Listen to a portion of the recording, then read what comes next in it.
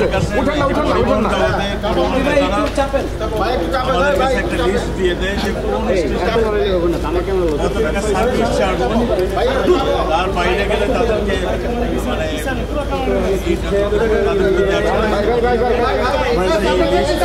আমরা সেই লিস্টটা আমরা প্রাধান্য দিই। সার্ভিস চার্জটা সেইটা তাদের নির্দিষ্ট স্থান থেকে নেয়, আমরা বারবার এইটা স্থান থেকে তারা নেয় না। মাঝে মাঝে এইটাও আমাদের একটা বিড়ম্বনার শিকার মনে করে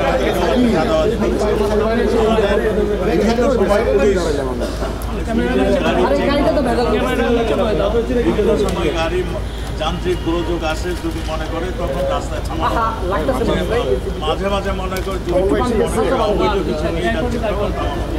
এইটা কোনো চাঁদাবাজির অংশ না, এটা একটা চেকিং এর।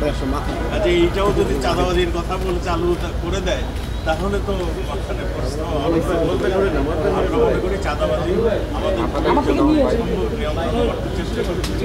আমাদের রাজনীতিবিদরাও এর পাশে দাঁড়িয়ে চাঁদাবাজি যাতে কম হয় সেই জিনিসটা তারাও আমরা আশা করি চাঁদাবাজি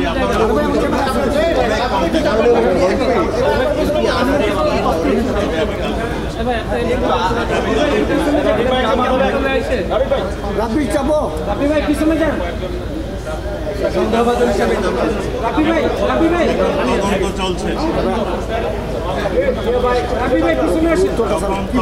চলে আমাদের মন্ত্রী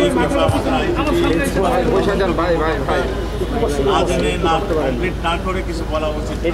আমরা মনে করি তদন্ত শেষ হয়ে গেলে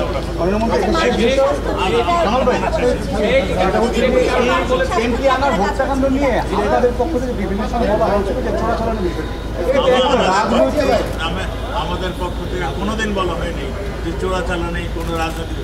আমরা সবসময় বলে আসছি এমপি আমাদের ওই এলাকাটা একটা সন্ত্রাসমূলক এলাকা, ওখানে কি হয়েছে সত্যিকারের ঘটনা সেটা আমাদের জানতে হবে। আমরা এখন তদন্ত করছি, তদন্ত করে আপনাদেরকে জানাবো।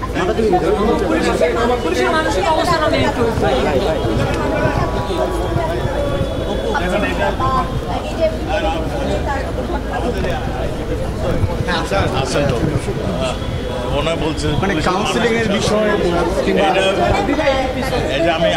আমি বলি পুলিশের আমার মনে হয় আইজিপি সাহেব আর একটু অ্যাড করে দেবেন না।